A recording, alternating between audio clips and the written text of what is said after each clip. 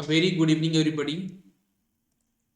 कैसे हैं आप सभी लोग? मैं हूं अंकित मिश्रा और आप सभी का स्वागत करता हूं अमर ज्योति प्राइम के ऑनलाइन प्लेटफॉर्म पे। जितने भी लोग सत्संग को ज्वाइन कर चुके हैं जल्दी से एक बार ऑडियो और वीडियो कंफर्म करेंगे। Am I properly audible and visible? सभी लोग जल्दी से ऑडियो और वीडियो कंफर्म कर दीजिए। क्या आप सभी लोग मुझे प्रॉपरली देख पा रहे हैं, सुन पा रहे हैं? मैं मैसेज भी दे देता हूँ यहाँ पे कि सभी लोग ज्वाइन कर लें।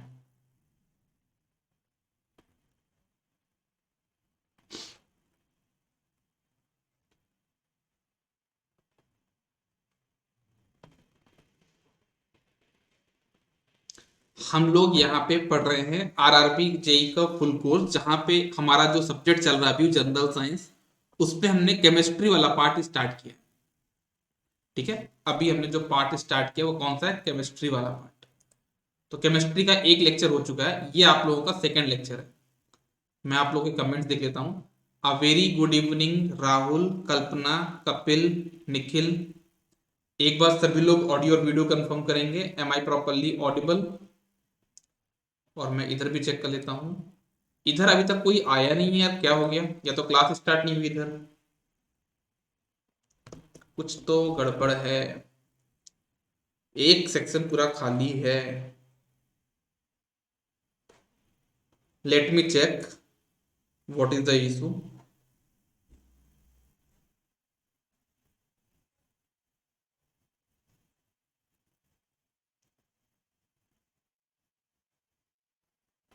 क्या हो गया यार?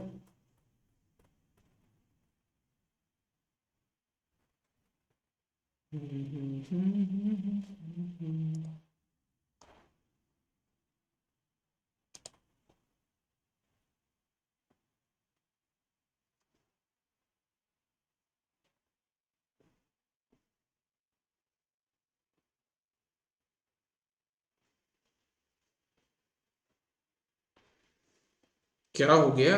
कुछ सर्वर दिक्कत चल रही है क्या? कुछ सर्वर का इशू है क्या? अच्छा, लोग तो ज्वाइन हो चुके हैं यहाँ पे। विद्युत प्रभा, आपके ग्रुप में सिर्फ आप बस कनेक्टेड हो यार, बाकी लोग कहाँ गए? अ वेरी गुड इवनिंग। मुझे ऐसा लगा कि सर्वर की दिक्कत हो गई क्या, कि कोई भी क्लास में प्रेजेंट नहीं है आज। एक ग्रुप में तो ऑलमोस्ट 7 से 8 लोग हैं, एक में सिर्फ आप अकेले हो। मुझे ये लग रहा था कि आपके ग्रुप में कुछ दिक्कत तो नहीं हो गई, सर्वर की दिक्कत तो नहीं है कुछ। चलो, आप तो आज चुके, हम लोग क्लास को स्टार्ट करते हैं विदाउट एनी डिले। हम लोग को देखना है यहाँ पे, जो हम लोग लास्ट क्लास में थे, हम लोग वहां पे जो मैटर है उसके स्टेट्स की बात कर रहे थे, राइट? तो अभी हम लोग बात कर रहे हैं यहाँ पे गैसेस स्टेज की। तो इसमें क्या होता है, जो गैस के जो स्ट्रक्चर होंगे, मतलब जो पार्टिकल्स होंगे, उनके बीच की स्पेसिंग क्या होगी? ज्यादा होगी, राइट? आपके गैसियस स्टेट में जो आपके पार्टिकल्स हैं उनके बीच का जो स्पेस होगा वो ज्यादा होगा। Since gaseous particle have highest space between them, they move freely. तो क्या बोलोगे? पहले तो space between the particle is highest, gases में ये होता है। सेकेंड चीज बोलोगे कि जो फोर्स ऑफ अट्रैक्शन होगा, दो पार्टिकल के बीच में जो अट्रैक्शन का फोर्स होगा बहुत कम होगा, तभी कोई थर्ड पार्टिकल आके बीच में आप इंटर कर सकता है। ठीक है। थर्ड चीज क्या है? तो kinetic energy of the particle is highest, मतलब ये जो पार्टिकल्स होते हैं मूव करते हैं, राइट? तो ये जो पार्टिकल्स होंगे इनकी जो काइनेटिक एनर्जी होगी वो हाईएस्ट होती है इन केस ऑफ गैस। ठीक है। तो प्रॉपर्टीज ऑफ गैस क्या क्या हो जाएंगी? गैस का कोई डेफिनेट शेप एंड वॉल्यूम नहीं होता है, ठीक है ना? मतलब इसका कोई शेप नहीं होगा और ये इसका कोई वॉल्यूम भी नहीं होगा, राइट? तो ये आपका बहुत लंबे डिस्टेंस तक कम टाइम में भी ट्रेवल कर सकता है, ये गैस की एक प्रॉपर्टी होगी। गैस आपके फ्लो करते हैं और इनकी फ्लूइडिबिलिटी अच्छी होती है एज कंपेयर टू सॉलिड का। तो फ्लूइडिबिलिटी होती नहीं है। लिक्विड में भी सबसे ज्यादा केरोसिन का होता है, लेकिन हम बात करें सॉलिड, लिक्विड और गैस में, सबसे ज्यादा जो फ्लूइडिबिलिटी होती है वो आपकी गैसेस की होती है। Because particles are continuously moving, जो आपके पार्टिकल्स होते हैं वो कंटिन्यूसली मूव करते हैं, इस वजह से आपके जो गैसेस होते हैं उनकी फ्लूइडिबिलिटी आपकी ज्यादा होती है। Gases move very fast and can be stored bye solid wall of container. मतलब गैस जो हमारे बहुत तेज ट्रेवल करते हैं और हम चाहें तो इसको एक किसी सिलेंडर के अंदर पैक करके रख भी सकते हैं। Can be stored bye solid wall of container. ठीक है। Gases can be easily compressed and squeeze together. मतलब इसको हम कंप्रेस कर सकते हैं। सॉलिड और लिक्विड को हम लोग कंप्रेस नहीं कर पा रहे थे, लेकिन हम यहाँ पे गैसेस को कंप्रेस करके इकट्ठा करके रख सकते हैं। ठीक है। जैसे कि आपका एग्जांपल देख लो, सोडा बॉटल है, तो आपने जो हवा में भरी हुई है उसको आपने सोडा बॉटल बना के भर दिया। ठीक है। तो कुछ प्रॉपर्टीज हमने यहाँ पे देखी। क्या क्या प्रॉपर्टीज हैं?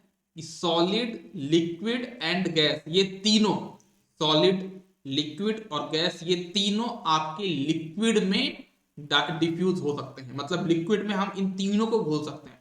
आप देख लो ना, आपके पास पानी है, उस पानी में आप शुगर भी घोल सकते हो, आप उसमें मिल्क भी घोल सकते हो, और आप उसमें CO2 भी घोल सकते हो, या फिर कुछ दूसरी गैस भी आप उसके अंदर घोल सकते हो। मतलब ये तीनों चीजें आपकी डिफ्यूज हो सकती है कहाँ पे? लिक्विड में। Rate of diffusion of liquids are higher than that of solid. मतलब जो डिफ्यूजन होता है लिक्विड में वो ज्यादा होगा देन द सॉलिड।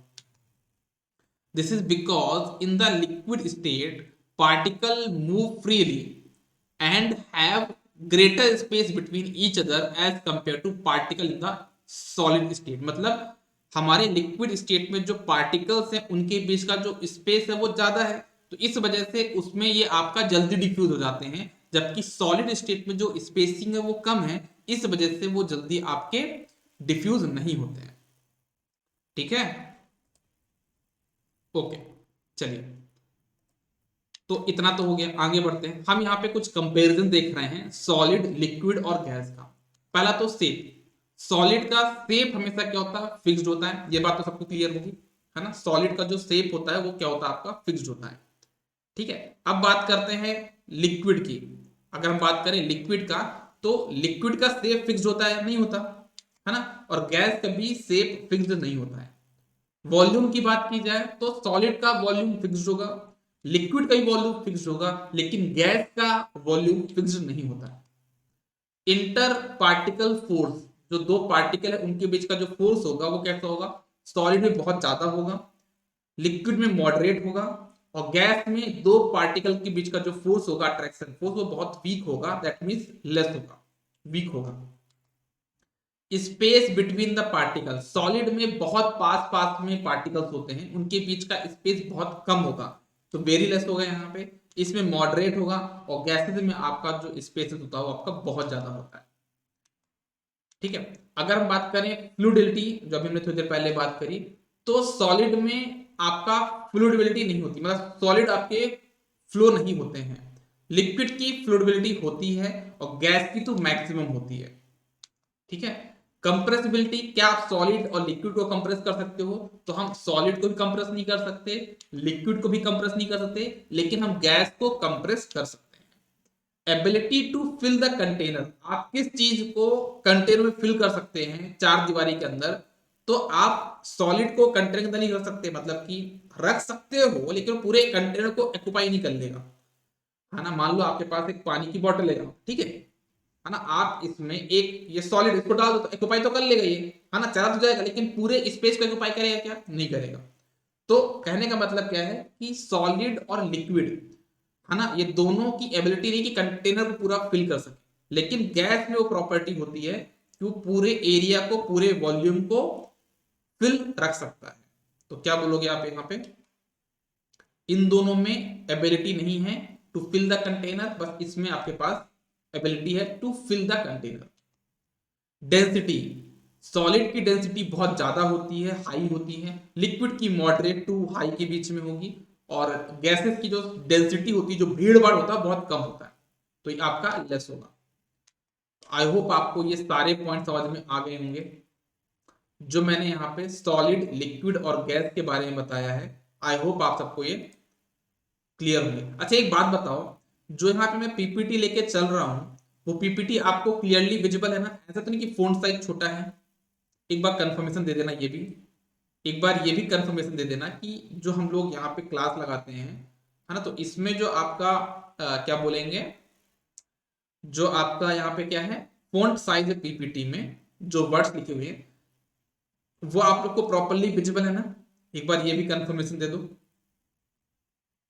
ये भी एक बार कंफर्मेशन दे दीजिए।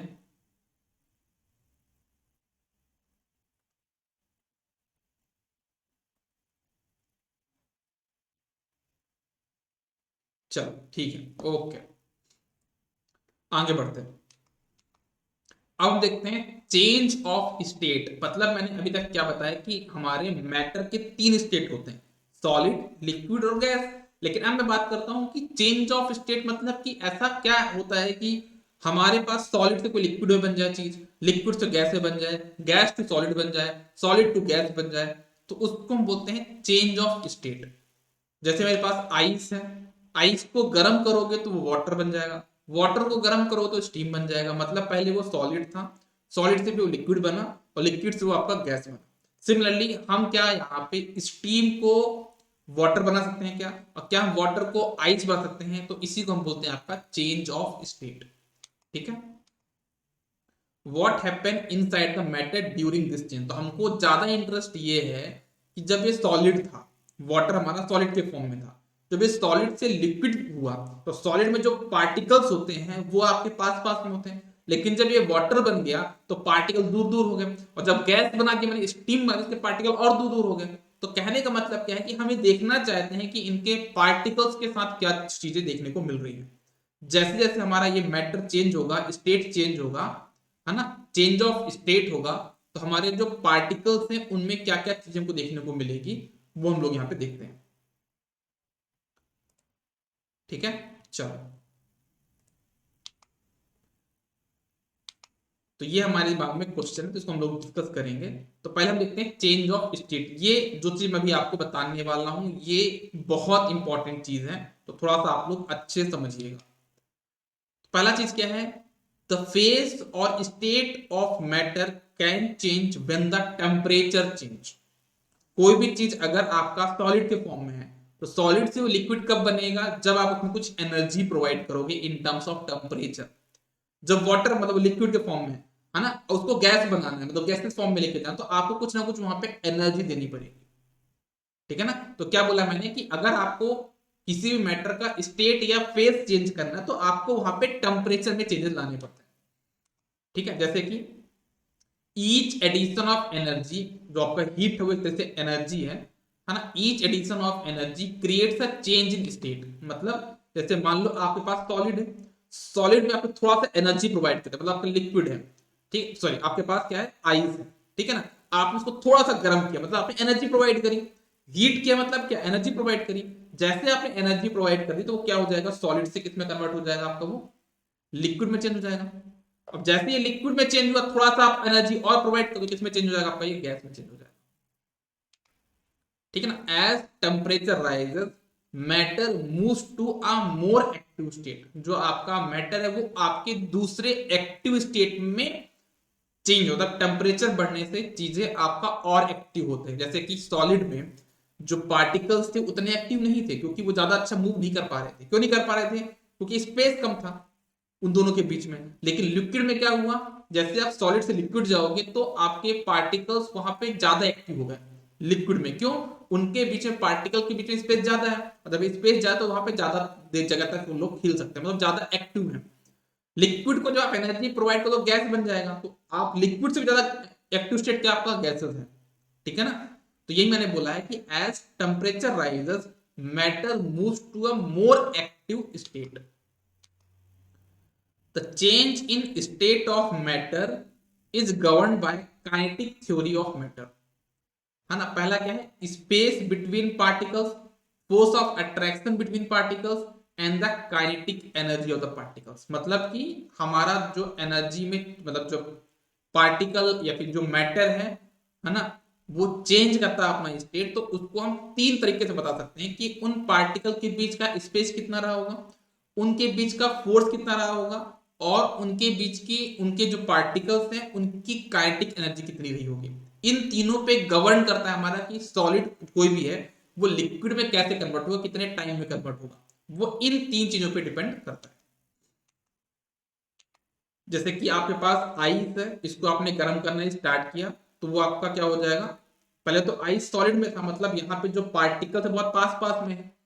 फिर जैसे पार्टिकल आपका धीरे धीरे टेम्परेचर बढ़ेगा तो ये लिक्विड में कन्वर्ट होगा, और जब ये लिक्विड में कन्वर्ट होगा तो क्या हो जाएगा कि आपके पार्टिकल दूर दूर हो गए ना, पहले पार्टिकल पास पास में थे, अब पार्टिकल आपके यहाँ पे दूर हो गए। It turns into liquid and particle move away from each other.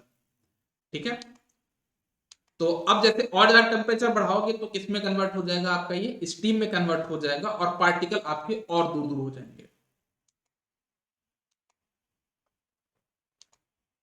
Temperature क्या होता है, अगर टेम्परेचर की बात की जाए, टेम्परेचर होता क्या है, टेम्परेचर किसी भी चीज की हॉटनेस या कोल्डनेस बताता है।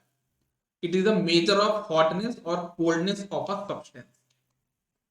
Temperature can be measured in 3 scale. Temperature को हम 3 स्केल में मेजर कर सकते हैं। पहला है हमारा सेल्सियस, केल्विन और फ़ारेनहाइट। ये तीनों चीजें हमको एक तीनों साइंटिस्ट के थ्रू हमको मिली हैं। जो पहले हमारी सेल्सियस को हम बोलते हैं कॉमन स्केल, वो हमारे एंडर्स सेल्सियस के बेस पे इनका नाम रखा गया है। फिर हमारे लॉर्ड विलियम थॉमसन केल्विन थे, जिनके बेस पे हमारी ऐसा यूनिट बनाई गई है केल्विन। और एक हमारे पास यहाँ पे डेनियल फ़ारेनहाइट है, जो कि हमने इसको डॉक्टर स्केल बोला है। तो 3 स्केल बताई मैंने। टेम्परेचर को हम 3 स्केल में मेजर करते हैं। एक होता है हमारा कॉमन स्केल, एक हमारा होता है एसआई यूनिट मतलब एसआई स्केल, एक होता है हमारे पास डॉक्टर स्केल। तो जो डॉक्टर हमेशा टेम्परेचर बात करते हैं ना, वो हमेशा डिग्री सेल्सियस बात नहीं करते, वो हमेशा डिग्री फ़ारेनहाइट की बात करते हैं। ठीक है ना, फ़ारेनहाइट की बात करेंगे, केल्विन की बात नहीं करेंगे, वो सेल्सियस की बात नहीं करेंगे, वो आपके फ़ारेनहाइट की बात करेंगे। ठीक है, तो टेम्परेचर को हम 3 तरीके से मेजर कर सकते हैं। अब हम देखते हैं कि इन तीनों में आपस में क्या रिलेशन होता है। तो पहला क्या है, Kelvin scale, temperature at which gas is cool to obtain zero volume, उसको हम बोलते हैं आपका जीरो केल्विन। जीरो केल्विन किसको बोलते हैं, जिसमें हम किसी भी गैस को इतना ठंडा कर ले कि उसका बिल्कुल जीरो वॉल्यूम हो जाए, उसको हम बोलते हैं एब्सोल्यूट जीरो केल्विन टेम्परेचर। है ना, जीरो केल्विन टेम्परेचर किसको बोलते हैं, जब आप किसी गैस को इतना ठंडा कर लो कि उसका वॉल्यूम बिल्कुल जीरो हो जाए। और ऐसा टेम्परेचर या निगेटिव टेम्परेचर कभी पॉसिबल होता ही नहीं है। Such a volume and below are not practically possible to obtain. Hence all temperature are positive. जितने भी केल्विन में जितने भी टेम्परेचर होंगे वो आपके क्या होते हैं, पॉजिटिव होते हैं। क्योंकि ये तो आपको पता चल चुका है कि आ, आपका कोई भी गैस को कितना भी ठंडा कर लो, उसका कुछ ना कुछ वॉल्यूम तो होगा, मतलब वो जीरो केल्विन पे तो होगा नहीं, और निगेटिव तो बिल्कुल भी नहीं जाएगा। दैट मीन्स आपके सारे के सारे टेम्परेचर क्या होते हैं, पॉजिटिव होते हैं केल्विन स्केल में। अगर हमको केल्विन टू सेल्सियस में चेंज करना तो एक फॉर्मूला है, K equal to 273 plus C। मतलब अगर आपको सेल्सियस का टेम्परेचर पता है, उसमें 273 ऐड कर दोगे तो आपको केल्विन में टेम्परेचर मिल जाएगा। जैसे एक क्वेश्चन बता यहाँ पे कर रहा हूं मैं, आपका टेम्परेचर कितना है 25 डिग्री सेल्सियस, इसको केल्विन में चेंज करना है तो इसमें 273 ऐड कर दो तो 298 आपका आंसर हो जाएगा। 298 kelvin will be your answer. ठीक, एक और क्वेश्चन देख लो, एक और क्वेश्चन देख लो, इसका आंसर आप लोग करोगे। Convert the temperature of 300 Kelvin to Celsius case. तो अगर आपको 300 केल्विन को सेल्सियस में चेंज करना है तो कैसे करोगे, आपका वही फॉर्मूला है K equal to 273 plus C। अगर आप उसके थ्रू सॉल्व करोगे तो कितना आंसर आ जाएगा आपका 27 डिग्री सेल्सियस। ठीक है, अब हम देखते हैं यहाँ पे इंटर कन्वर्जन ऑफ स्टेट। ये बहुत इंपॉर्टेंट बात है, जो मैं अभी आपको पढ़ाने जा रहा हूं वो आपके लिए बहुत इंपॉर्टेंट चीज है। वो चीज हम लोग यहाँ पे डिस्कस करने वाले। देखो, तो सबसे पहली चीज तो आपके पास 3 स्टेट होते हैं, सॉलिड, लिक्विड और गैस। हाँ यहाँ, अब मेरा आपसे क्वेश्चन है, तो मैं आपसे कुछ भी पूछूं, मेरा आपसे क्वेश्चन ये है कि मुझे आप लोग ये बताओ कि क्या मैं सॉलिड को लिक्विड में कन्वर्ट कर सकता हूं या नहीं कर सकता हूं, आप लोग बताओ। क्या मैं सॉलिड को लिक्विड में कन्वर्ट कर सकता हूं, क्या मैं सॉलिड को लिक्विड में कन्वर्ट कर सकता हूं, अगर कर सकता हूं तो उसको प्रोसेस, उस प्रोसेस को हम क्या बोलेंगे, बताइए। सभी लोग कमेंट करिए, मैं देखना चाह रहा हूं आप लोग कितना पता है। उस प्रोसेस को हम क्या बोलेंगे? सॉलिड से लिक्विड में जो हम कन्वर्ट करते हैं किसी भी चीज को, तो उस प्रोसेस का क्या नाम होता है? किस प्रोसेस के थ्रू हम सॉलिड को लिक्विड में कन्वर्ट करते हैं?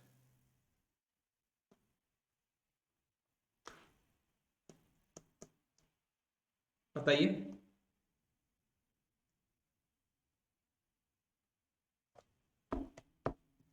सोचिए और बताइए। सोचिए और बताइए। सॉलिड टू लिक्विड को हम जो चेंज करते हैं उस प्रोसेस का नाम क्या होगा? चलो ठीक है, इसके बारे में बताओ। लिक्विड टू गैस का बता सकते हो क्या? कोई लिक्विड है आपके पास, घर में होगा, लिक्विड तो होगा, उसको गैस में कन्वर्ट करते हैं, तो कौन सी कुछ आप क्या करते हो गर्म करने के लिए? मतलब क्या करते हो? गर्म करते हो ना, बॉईल करते हो, है ना? लिक्विड टू गैस के लिए क्या करते हो आप? बताओ। बताइए। लिक्विड टू गैस को क्या करते हो आप? बॉईल करते हो। अच्छा, क्या आप किसी गैस को लिक्विड में कन्वर्ट कर सकते हो? क्या आप किसी गैस को लिक्विड में कन्वर्ट कर सकते हो? थर्मल पावर प्लांट पढ़े होगे तो ये चीज जानते होगे। अगर थर्मल पावर प्लांट के बारे में थोड़ा बहुत भी आइडिया होगा तो ये चीज पता होगी आपको। आपका गैस टू लिक्विड भी आपका कन्वर्जन होता है, जिसको हम बोलते हैं कंडेंसेशन, है ना? तो चलो मैं इसके बारे में बताता हूँ, इनकी प्रोसेस को हम क्या क्या बोलते हैं। आप लोग तो कुछ बता ही नहीं रहे कोई भी।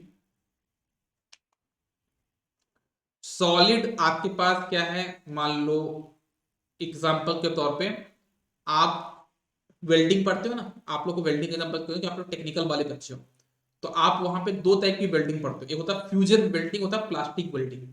तो जहां पे मेटल मेल्ट होता है, मतलब वो सॉलिड से लिक्विड में कन्वर्ट होता है, उसको हम बोलते हैं फ्यूजन वेल्डिंग। फ्यूजन का मतलब होता है मेल्ट होना। सॉलिड से लिक्विड में कोई चीज कन्वर्ट हो रही, मतलब वो मेल्ट हुई है, उसी को हम बोलते हैं फ्यूजन। सॉलिड टू लिक्विड हम कैसे कन्वर्ट करते हैं? मेल्ट करके हम उसको कन्वर्ट कर सकते हैं। उस प्रोसेस का नाम क्या होगा? सॉलिड टू लिक्विड कन्वर्ट करने की प्रोसेस क्या होगी? मेल्टिंग। लिक्विड को गैस में कन्वर्ट करने की जो प्रोसेस होगी वो दो तरीके से हो सकता है। एक होता है बॉइलिंग, एक होता है आपका इवेपोरेशन। जैसे मान लो पानी है, ठीक है, पानी को गर्म करो तो स्टीम बन जाएगा, मतलब आपने बॉइलिंग करी।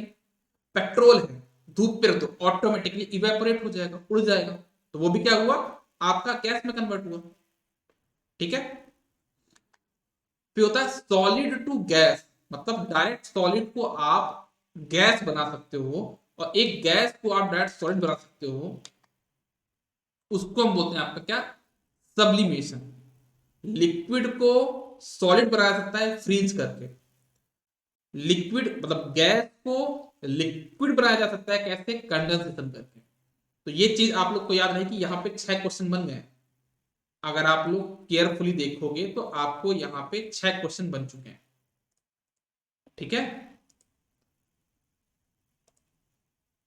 ओके। अब हम देखते हैं यहाँ पे क्या, effect of change of temperature. अब हम यहाँ पे देखते हैं क्या कि हमारा जो टेम्परेचर को चेंज करने से क्या इफेक्ट हमको देखने को मिलता है, हम उसके बारे में बात करेंगे। सॉलिड टू लिक्विड को हम क्या बोलते हैं? मेल्ट करना।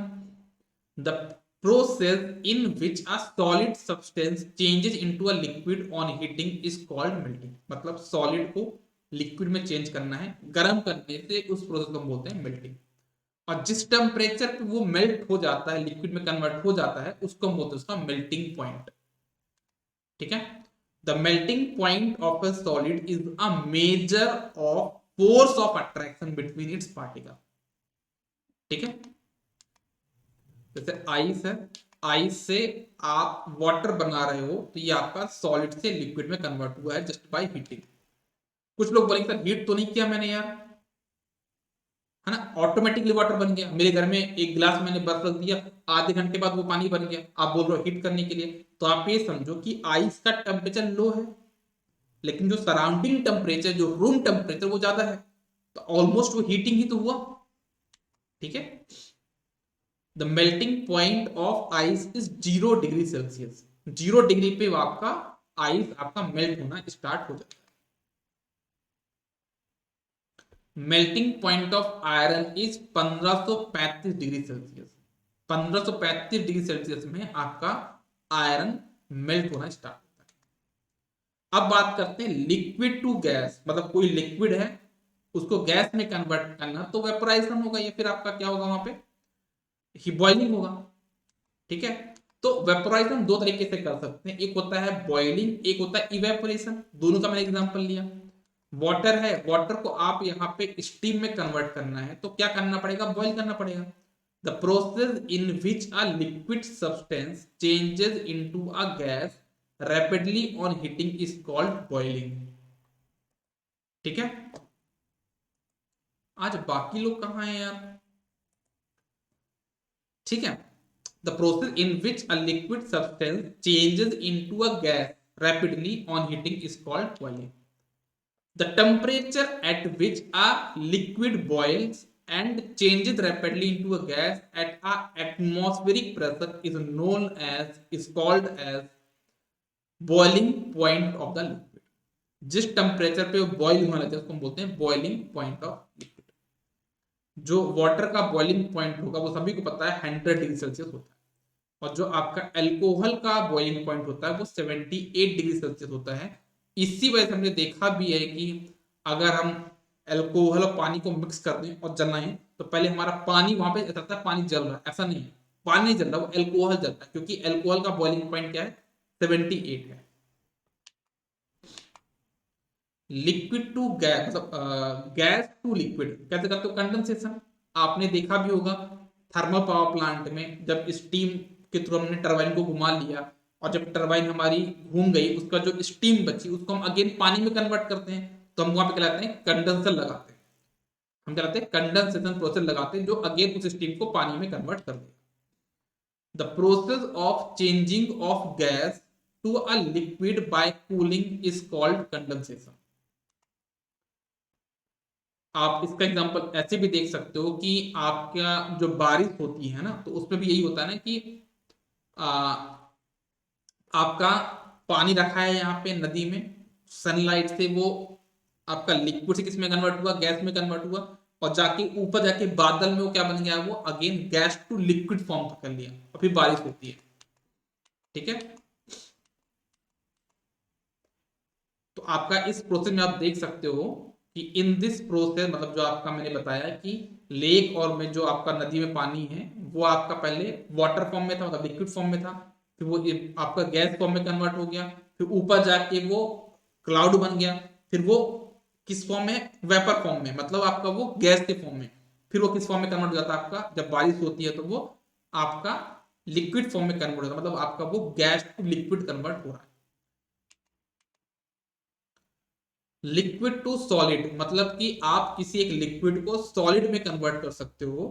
ठीक है, जैसा हमारे घर में भी होता है, इसको बोलते हैं फ्रीजिंग करना। The process of changing a liquid into a solid bye cooling is called freezing.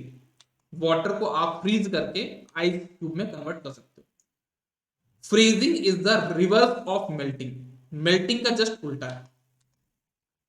एक नया कॉन्सेप्ट आता है लेटेंट हीट ऑफ फ्यूजन, ये बहुत अच्छा क्वेश्चन है। अब मैं इसको कैसे एक्सप्लेन करूं थोड़ा मुझे सोचने दो, क्योंकि शायद से मैंने यहाँ पे एग्जांपल नहीं लिया है, तो मुझे पहले सोचने दो यार इसके बारे में मैं कैसे एक्सप्लेन करूं। लेटेंट हीट ऑफ फ्यूजन, इसके बारे में कैसे आपको समझाना है वो मैं आपको बताता हूँ। पहले तो एक काम करते हैं, थ्योरी देख लेते हैं, एग्जाम्पल मैं बाद में ले लूंगा। ठीक है, पहले तो आप क्या करो, यहाँ पे एक आप बीकर लो, है ना, एक बीकर लो, उस बीकर में आप कुछ आइस के क्यूब डाल दो, आइस के छोटे छोटे क्यूब आप यहाँ पे डाल दो। आपने यहाँ पे आइस के अंदर कुछ क्यूब डाल दिए और इसमें एक थर्मोमीटर लगा दो जिससे आप इसके टेम्परेचर को कंटिन्यूसली वॉच कर सको। ठीक है ना, आप इसके क्या कर दो, आप इसको थर्मोमीटर लगा दो जिससे आप इसके टेम्परेचर को कंटिन्यूसली वॉच कर पाओ कि टाइम के साथ इसका टेम्परेचर क्या है। ठीक है, और इसके टेम्परेचर को जस्ट इनिशियली आप नोट डाउन कर लो और नीचे यहाँ पे आग लगा दो, बर्नर के थ्रू आप नीचे यहाँ पे फ्लेम के थ्रू आग लगा दो, है ना। और जब आप आग लगाओगे तो एक चीज आपको बहुत सरप्राइज देखने को मिलेगी। क्या देखने को मिलेगी कि मान लो जब आपने आइस क्यूब को इसके अंदर रखा था तो इसके अंदर का टेम्परेचर मान लो कितना है, 2 डिग्री सेंटीग्रेड। एग्जाम्पल ले रहा हूँ, एग्जाम्पल लेने में क्या जाता है, मान लिया मैंने कितना एज्यूम करने में क्या आता है, 2 डिग्री सेल्सियस आपका टेम्परेचर। हालांकि यहाँ पे मैंने 0 डिग्री माना तो 0 मान लेता हूँ, क्योंकि मैंने यहाँ पे 0 डिग्री माना एज्यूम किया है, तो यहां भी मान लो कि जो आइस क्यूब है, जो थर्मामीटर है, वो आपका कितना टेम्परेचर दिखा रहा है, आपका 0 डिग्री सेल्सियस। आपने नीचे आग लगा दी, क्या होगा? कोई बता सकता है? आग लगाने से क्या होगा? आग लगाने से क्या होगा? बताओ। क्या वो लिक्विड में कन्वर्ट हो जाएगा? नहीं होगा। मतलब धीरे धीरे जो आइस हैं वो लिक्विड की तरफ कन्वर्ट होना स्टार्ट होंगे। हाँ या ना? कन्वर्ट होना स्टार्ट होंगे। अब मैं जस्ट 2 मिनट बाद देखता हूं, 2 मिनट 1 मिनट बाद देखता हूं। मैंने 1 मिनट पहले आपका आइस रखा, गैस चालू किया। जब गैस चालू नहीं था तब उस टेम्परेचर था 0 डिग्री था। फिर मैंने क्या किया, उसको 1 मिनट तक गर्म किया। 1 मिनट मतलब 10 सेकंड मान लो, 50 सेकंड मान लो, मैंने गर्म किया, कुछ टाइम के लिए मैंने गर्म किया। और तब तक गर्म किया कि उसमें थोड़ा थोड़ा वो क्या हो जाए, लिक्विड में कन्वर्ट होना स्टार्ट हो जाए। लेकिन कुछ एकाध बर्फ ऐसे हैं, एकाध एकाध आइस ऐसे हैं जो कि अभी भी क्या है उसमें, आपके सॉलिड फॉर्म में। तो आप उसमें गेस करना चाह रहा हूं कि आप लोग बताते हो तो कितना टेम्परेचर होगा उस बीकर में जो आइस वगैरह रखे हुए उसका टेम्परेचर कितना होगा। आपकी तरफ से एक एग्जांपल लेना चाह रहा हूं, मैं एक एग्जांपल लेना चाह रहा हूं कि थोड़ा बहुत जो आइस है वो लिक्विड में कन्वर्ट हो रहा है धीरे धीरे, और एकाध आइस इसके अंदर भरे हैं जो कि अभी भी आपके आइस ही हैं। आप लोग से मैं गेस मांगना चाह रहा हूं कि कितना टेम्परेचर होगा। तो आप लोग सरप्राइज हो जाओगे, उसका टेम्परेचर अभी भी कितना होगा, 0 डिग्री होगा। अब ये क्या बोल सर, ये क्या बोल दिया आपने? आप जब गर्म कर रहे थे तो हीट कहां गई? गर्म करने के पहले भी आप 0 बता रहे थे। गर्म आप कर रहे हो कर रहे हो कर रहे हो कर रहे हो, 10 सेकंड हो गया, 20 सेकंड हो गया, वो आपका आई से धीरे वाटर में कन्वर्ट होने लग गया, एक आध आई से बचा हुआ है, आप अभी भी बोल रहे हो कितना है आपका 0 डिग्री? कैसे हो सकता है? पॉसिबल ही नहीं। लेकिन आप ये समझना कि वो हीट गई कहां। वो हीट गई जो आपके आइस थी ना, आइस, उसके पीछे पार्टिकल्स हैं, उन पार्टिकल्स को ब्रेक करने में लग गई। वो पानी गर्म नहीं किया उसने। समझ में आ रहा है क्या बोलना? जो आपकी हीट, जो आपकी हीट वो क्या कर रही है, जो आपके आइस में क्या पार्टिकल होंगे, बहुत सारे नंबर ऑफ पार्टिकल्स होंगे, टीनी पार्टिकल्स होंगे, उन टीनी पार्टिकल्स के बीच की बॉन्डिंग को तोड़ने में चली गई। अब जब टूट गए पार्टिकल्स, तब जाके वो हीट आपको उसको मेल्ट करने में यूज होगी।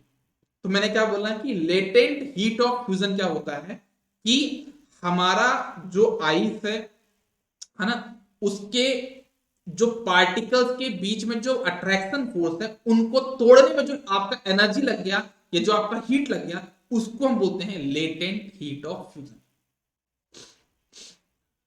समझ में आया कि नहीं आया बताओ?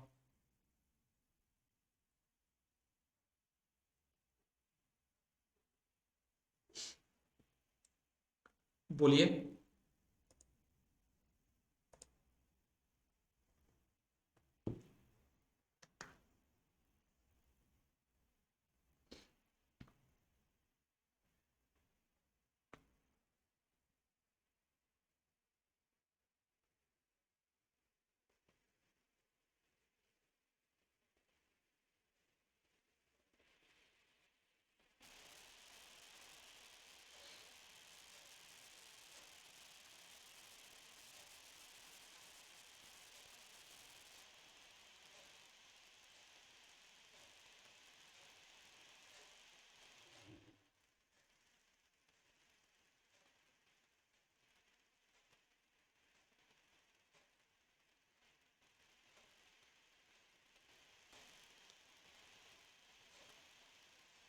ठीक है, चलो, क्लियर है? अभिषेक आप नहीं बता रहे यार, क्लियर है कि नहीं क्लियर? आप नहीं बता रहे और अभिषेक क्लियर है कि नहीं क्लियर? क्लियर है ना?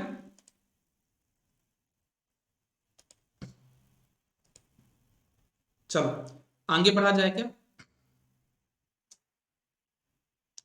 चलिए आगे बढ़ते हैं, ठीक है, आगे बढ़ते हैं। अभिषेक आप हैं या नहीं हैं? इधर देख लेता हूं मैं। Okay okay okay okay okay, सभी को क्लियर है, बस अभिषेक ने रिप्लाई बस नहीं दिया, बाकी सभी का क्लियर है। अभिषेक एक बार रिप्लाई दे दो यार, सब कुछ ठीक है ना? सुन पा रहे हो कि देख पा रहे हो, कहीं क्या हो गया?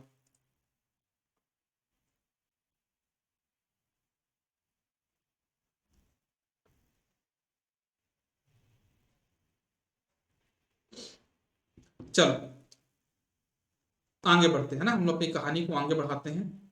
क्या था यहाँ पे, एक बार फिर से बताता हूँ लेटेंट हीट को। लेटेंट हीट ऑफ फ्यूजन क्या होता है, आप एक बीकर लो, उस बीकर में कुछ क्रस्ड आपको आइस डालना है, इसमें थोड़ा सा आपको टेम्परेचर नोट डाउन करना है, फिर आपको जो से टेम्परेचर होगा उसको हीट देना है।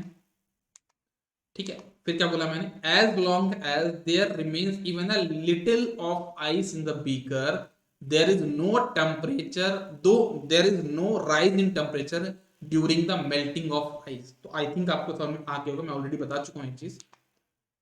The heat which is going into ice but not increasing its temperature is the energy required to change the state of ice from solid to liquid.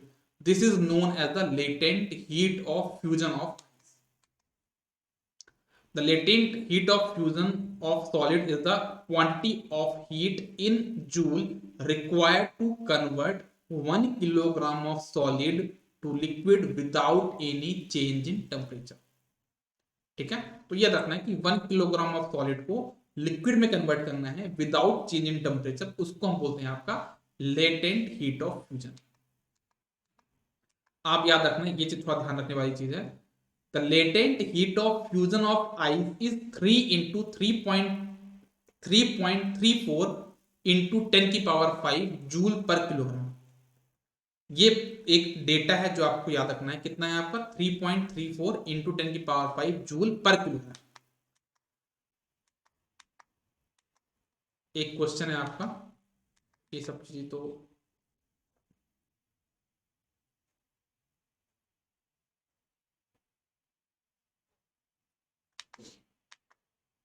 Same चीज ही था, है ना। अब इसको आते हैं अपन किसमें, लेटेंट हीट ऑफ फ्यूजन तो आपने देख लिया, अब अपन आते हैं अपन लेटेंट हीट ऑफ वेपोराइजेशन के बारे में थोड़ा सा बात करेंगे।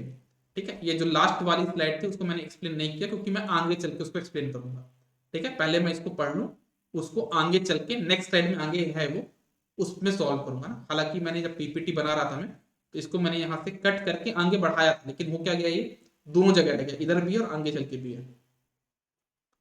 चलो, लेटेंट हीट ऑफ वेपोराइजेशन हम लोग यहाँ पे बात करने वाले हैं।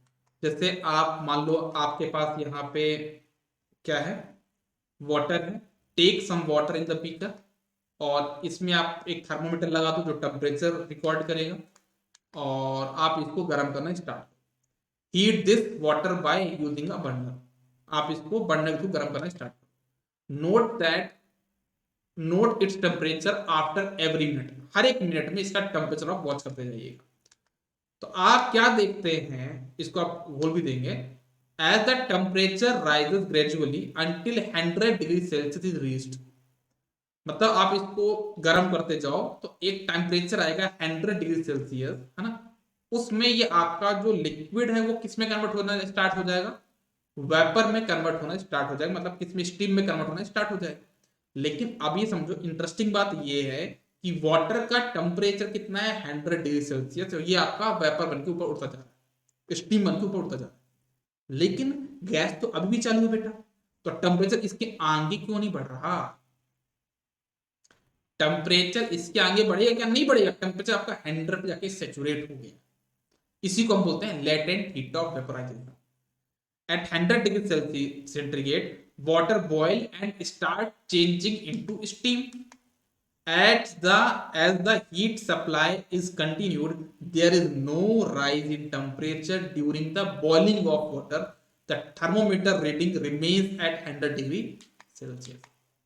The particles of water attract one another with certain force. These force of attraction hold the water particle together in the liquid state. ठीक है, the heat supplied to water during boiling, फिर से पढ़ना इसको, the heat supplied to water during boiling is used to overcome the force of attraction between water particles so that they become free and change into a state. तो आपका temperature भी आपका कितना होगा, 100 डिग्री सेल्सियस होगा। जो latent heat है वो आपकी काइनेटिक एनर्जी को बढ़ाता नहीं है, याद रखना, वो आपकी काइनेटिक एनर्जी को इंक्रीज नहीं करता है ना। तो एक आप यहां पे इसका ये देख लो, एक जो डेटा दिया यहाँ पे, ये the latent heat of vaporisation of water is 22.5 into 10⁵ joule पर किलोग्राम। ये चीज आपको ध्यान में रखनी है, ठीक है। तो बॉइलिंग पॉइंट ऑफ वाटर कितना होता है केल्विन में, अगर पूछा जाए तो कितना हो जाएगा 373 केल्विन। एक क्वेश्चन बनता है कि हमारा जो हाथ होता है वो गर्म पानी से ज्यादा जलेगा या आपका वो स्टीम से ज्यादा जलेगा। तो ये एक अच्छी चीज है, मैं आपको बताता हूं, अच्छा क्वेश्चन बनता है यहाँ पे कि आपके लिए स्टीम ज्यादा खतरनाक है। ऐसा क्यों? क्योंकि पानी कितना गर्म होगा, मैं आपसे पूछूं पानी कितना ज्यादा गर्म होगा 100 डिग्री सेंटीग्रेड, उसके आगे तो गर्म भी नहीं पाता, क्यों मैं गर्म कर तो रहा था ना, मैं उसके आगे गर्म ही नहीं पाता, स्टीम में कन्वर्ट हो जा रहा था। तो मैं ये बोलता हूँ वाटर का एक लिमिट टेम्परेचर है कि आप कितना ज्यादा गर्म होगा वो 100 डिग्री सेंटीग्रेड, या फिर वो स्टीम में बन जाएगा। लेकिन स्टीम तो आपका टेम्परेचर 100 से भी ज्यादा होगा। इस वजह से the burn caused by steams are more severe than caused by boiling water. आपके गर्म पानी से आपके हाथ को थोड़ा कम खतरा है जितना कि आपका स्टीम से खतरा है। आपने देखा भी होगा, अगर आप, मैं तो मुझे तो फील है ये चीज, एक दिन सब्जी बना रहा था मैं, उसको मैंने ढक्कन निकाला, हाथ जल गया मेरा और वो 4 दिन तक चला था, ठीक है ना। तो स्टीम आपका ज्यादा डेंजरस होता है क्योंकि उसका टेम्परेचर आपके वाटर के टेम्परेचर भी ज्यादा होगा, ठीक है। तो ये रहा आज के लेक्चर के बारे में, ठीक है। तो हम लोग अपने सेशन को यहीं पे कंप्लीट करते हैं। मैटर के लिए हम लोग एक सेशन और लेंगे जहां पे मेटल नॉन मेटल इनके बारे में डिस्कस करेंगे, और हमारा जो मतलब जो पहला चैप्टर हमने केमिस्ट्री का स्टार्ट किया मैटर, वो हमारा पूरा पूरा कवर हो जाएगा। और जैसे हमारा पूरा हो जाएगा तो हम किसमें आ जाएंगे, अपने क्वेश्चन प्रैक्टिस सेशन। जैसे हमारा क्वेश्चन प्रैक्टिस सेशन कंप्लीट होगा हम अपने मूव कर जाएंगे सेकेंड चैप्टर की तरफ, ठीक है। तो चलो अभी के लिए इतना ही, मिलते हैं नेक्स्ट क्लास में। Bye bye, take care, good day, all the best. पढ़ते रहिए, बढ़ते रहिए, और जो भी डाउट है आराम से पूछते चलिए। Take care.